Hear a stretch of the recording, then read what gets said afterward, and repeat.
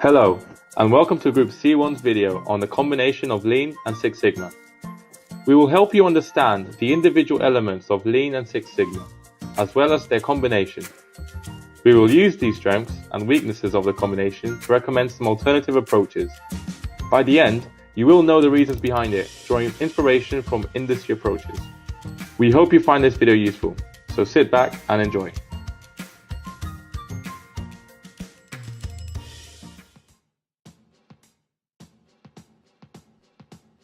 Lean is an approach to project and production management, encompassed by relentless search for more effective and efficient processes that deliver customer value and eliminate waste. Managing wastefulness, referred to as Muda by the founders of the Lean process thinking in Toyota, is arguably the essence of Lean. Muda can be split into 8 categories, represented by the acronym downtime: defects, overproduction, waiting, non-utilised talent, transportation, inventory, motion, and extra processing. Lean professionals tend to see the world as a series of processes. Any project with a defined beginning and ending has a process that could and should be improved. This is one of the main reasons Lean has been successfully applied across a plethora of industries. Every industry has processes and potential for being more efficient than it already is. Six Sigma is a data-driven, problem-solving process. The focus is on process variations and an emphasis is given to customer satisfaction. The aim of Six Sigma is to make a process that has as close to 0 defects as possible. Six Sigma is a structured problem-solving methodology which is done with the DMAC framework. The 5 stages of DMAC are define, measure, analyze, improve, and control.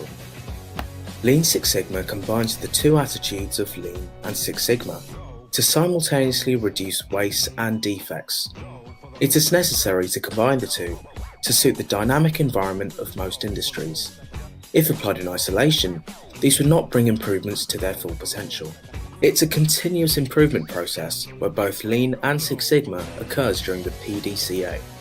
The PDCA, or the Plan, Do, Check, Act, also known as the Deming cycle, is an iterative 4-step management method used for control and continual improvement of processes and products.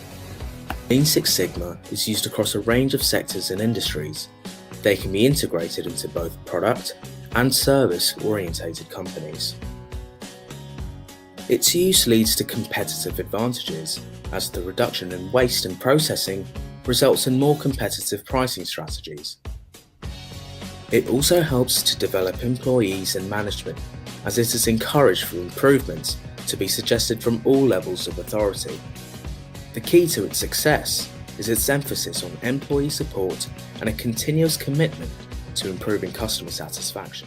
Lean and Six Sigma are 2 of the most widely recognized philosophies for business improvement in industry. At first, the idea of combining Lean and Six Sigma seems counterintuitive.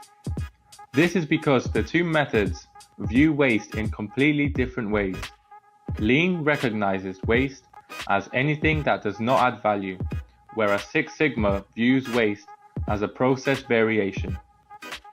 Lean Six Sigma can be traced to Motorola in 1986, who created the technique to try and compete with a popular Japanese method of continuous improvement known as Kaizen. The technique wasn't actually known as Lean Six Sigma until the 2000s, when it was adopted by more industries than just manufacturing, such as supply chain and finance. Research and historical data have shown that each individual method has its advantages, but is also flawed and doesn't allow the business to reach its potential. By applying Lean tools, the process becomes stable and the flow of work within the process is established and followed by the workers. Constraints are identified and reduced to increase the output without increasing resources, so that the work is balanced. Once stability has been reached, Six Sigma tools can be applied to identify the key variables in the process, establish operating ranges, and utilize control tools ensuring the process is correctly permanently. Evaluating the process from both a lean perspective to stabilize and increase efficiency, and then from a Six Sigma perspective to reduce variation and optimize the process will lead to much greater benefits than just one of the methods without the other. The benefits are improved quality, reduced production costs, and faster manufacturing times. Advantages of Lean Six Sigma. Ultimately, the goal of Lean Six Sigma is to streamline a process to increase profits. Let's talk through some of the advantages and how exactly they increase profits. Number 1. Removing waste from the process. This increases profits by saving money. A great example of a company that have implemented this is Toyota. They use lean manufacturing, and this process looks to tackle 8 key issues that produce waste, and I'm going to highlight a few for you now. Overproduction. This is essentially when an object is manufactured before it's required. Toyota used just-in-time manufacturing to reduce storage costs incurred by the vehicles or materials used to manufacture them. Another key issue is defects.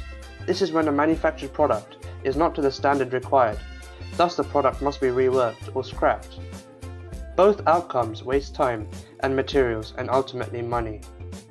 Decreasing waste from a process by identification of problems using Six Sigma and implementation of Lean will lead to savings and help to increase company profit. Number 2. Increase the product quality. Six Sigma can be used to identify exactly where quality issues are arising.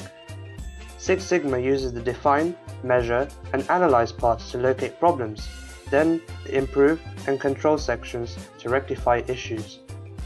The Six Sigma quality target is 99.999% of products being defect-free. Six Sigma is a data-driven process that looks to eliminate defects and variation to 6 standard deviations between the mean and the nearest specification limit. In 1995, General Electric used Six Sigma to ensure excellent quality and claimed it saved a whopping $12 billion over a 5-year period. Motorola, who claimed they invented Six Sigma in 1986, reduced their manufacturing costs by $1.4 billion from 1987 to 1994 using the combination of Lean and Six Sigma. Number 3. Increase customer loyalty.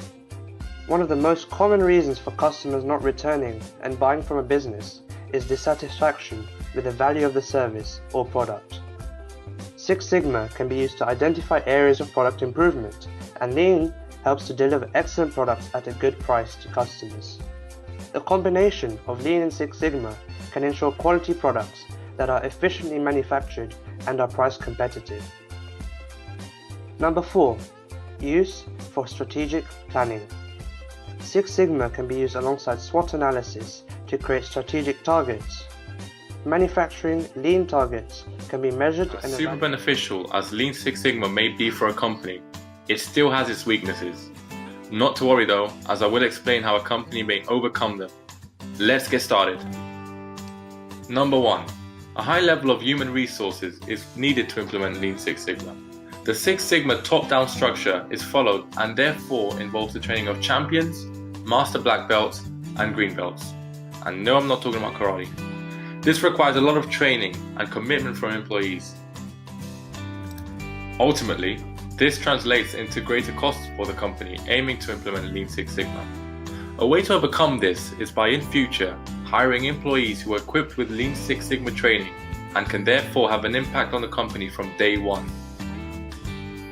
You can also find courses for current employees to take, and the prices are around the £1,500 mark to reach green belt status in the UK, for example.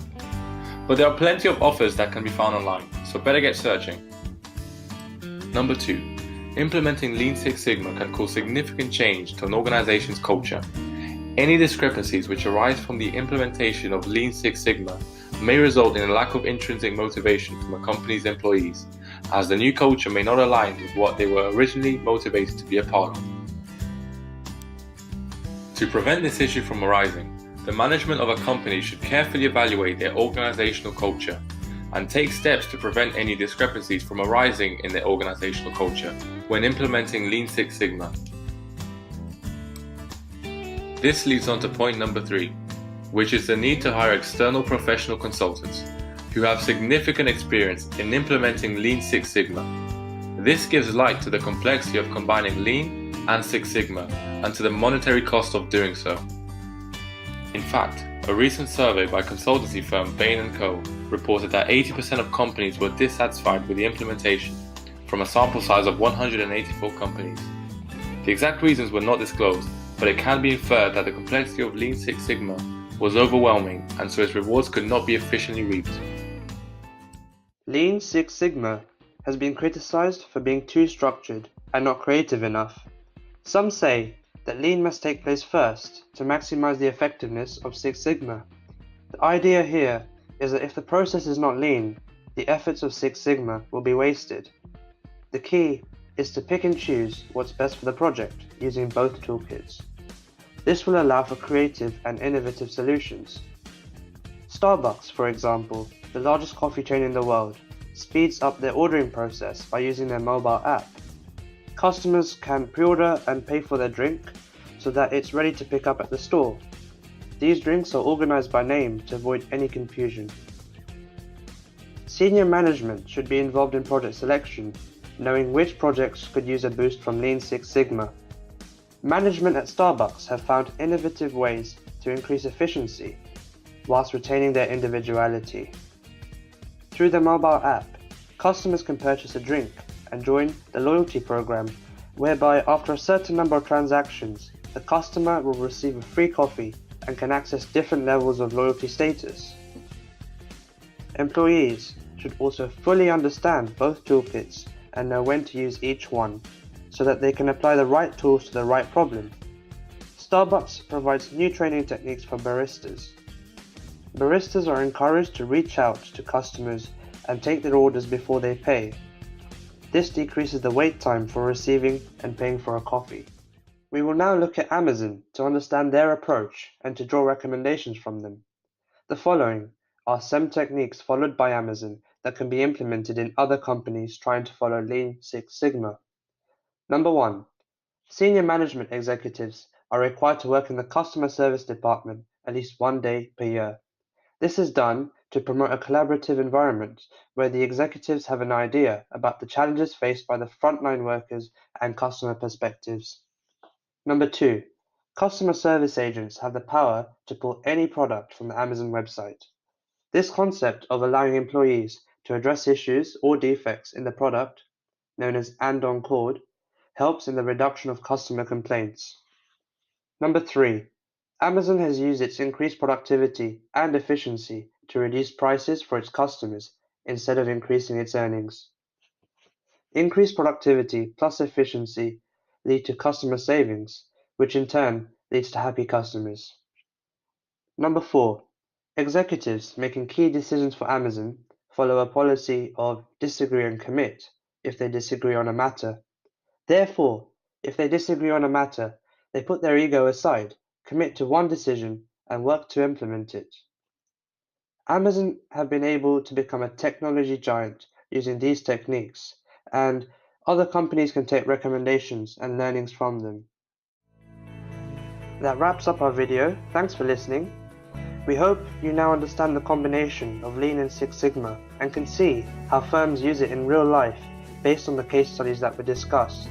We welcome comments from you in the feedback. Let us know how you guys would go about approaching this combination of Lean and Six Sigma in the future if you were, say, the Chief Operating Officer at a large firm. That's all for now, guys. We look forward to reading those comments and we'll see you soon.